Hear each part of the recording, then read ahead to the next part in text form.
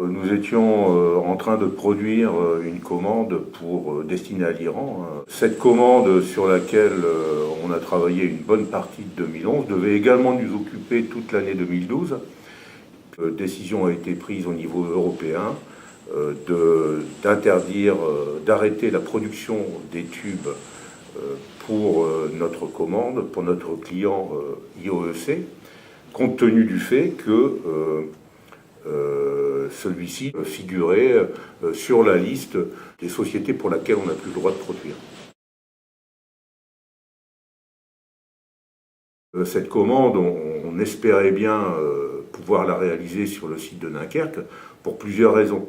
La première raison, c'est tout d'abord qu'on avait déjà réalisé dans le passé l'artère des Hauts-de-France pour laquelle on a livré donc l'ensemble des tubes de conduite.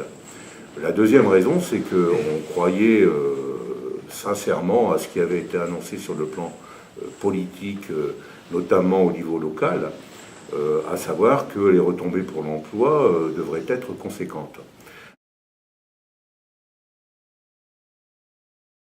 C'est le travail en commun, concernant les pressions qu'on a mises sur les politiques et le travail en commun avec la direction, on allait dans le même sens. Deuxième point aussi, c'est qu'on a eu l'intelligence de travailler dans cette période en intersyndical, bien sûr tout en restant moteur, parce qu'il fallait pas s'éparpiller un peu n'importe où, mais on a eu cette intelligence. C'était pas la période pour déstabiliser le personnel plus qu'il l'était. Le troisième point que je voudrais mettre en avant, c'est notre flexibilité. On a arrêté notre usine sur une journée, on l'a redémarré sur une journée. C'est pas évident et on a su le faire.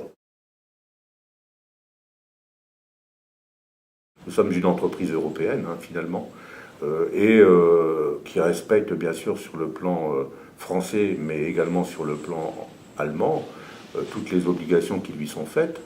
Et comme nous sommes une société européenne, il y a eu la mise en place d'un conseil de surveillance et d'un comité d'établissement européen auquel siègent des syndicalistes des deux bords, quoi.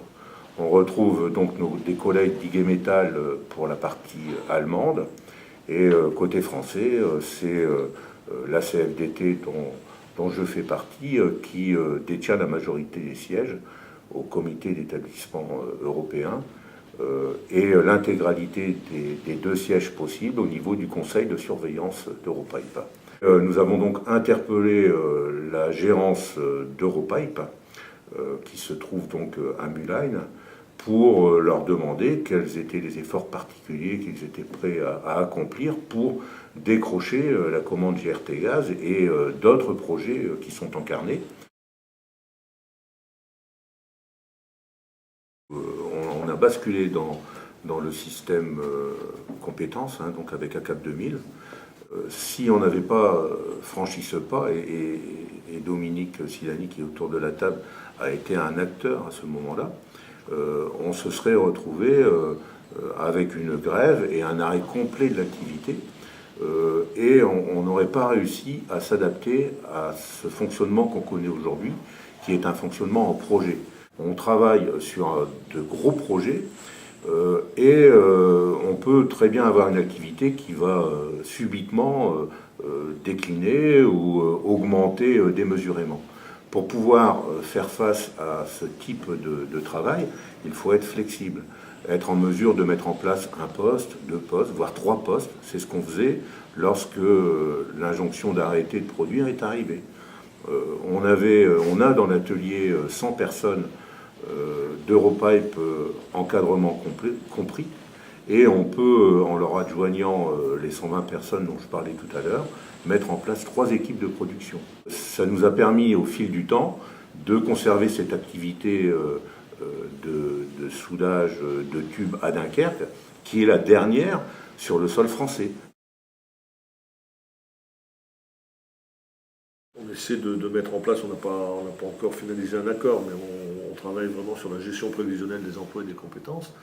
Et on a tout un système qui nous permet de recenser les besoins en formation pour garder justement les compétences cœur de métier, ce qu'on appelle chez nous, à l'interne bien entendu, que ce soit dans le domaine du soudage, des contrôles non destructifs, et sur toute la chaîne de formage. Bon, il y a des métiers spécifiques tubriques dont on veut faire passer les savoir-faire entre les... Donc on a même signé des accords de tutorat, des choses comme ça pour, comment je dirais, s'appuyer sur les anciens, ou tout au moins ceux qui ont les compétences pour les transmettre aux générations plus jeunes.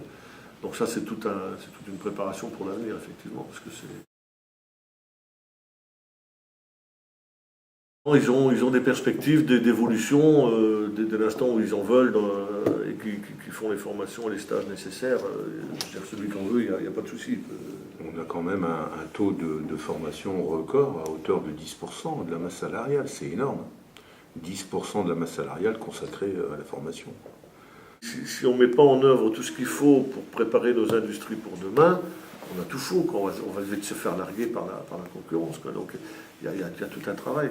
Et notre boulot, comme je le disais, le syndicalisme a forcément évolué par rapport à ça aussi. On est devenu, avant on aurait bouffé du patron, maintenant on est devenu plus partenaire social, comme le disait tout à l'heure Dominique. C'est une autre... Sans pour autant pas faire notre boulot de syndicaliste, à savoir préserver les emplois, regarder les salaires, regarder tout ça, mais on a une approche différente. C'est aussi notre entreprise. C'est aussi notre entreprise. Là, par exemple, ça c'est un point d'évolution. Avant, c'était l'entreprise du patron, maintenant on est plus dans notre entreprise qu'on doit défendre et qu'on doit pérenniser pour les générations futures.